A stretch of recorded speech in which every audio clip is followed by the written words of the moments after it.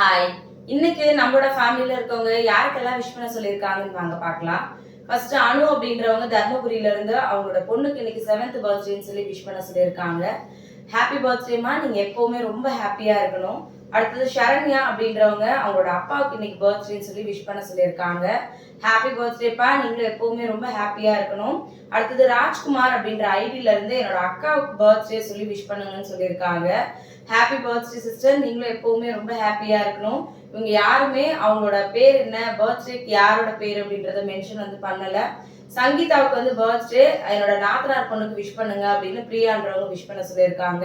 Happy birthday Sangeetha, நீங்களும் எப்பவுமே ரொம்ப ஹாப்பியா இருக்கணும். அடுத்தது பூமிகா சண்முகம்க்கு பர்த்டேன்னு சொல்லி விஷ் பண்ண சொல்லியிருக்காங்க.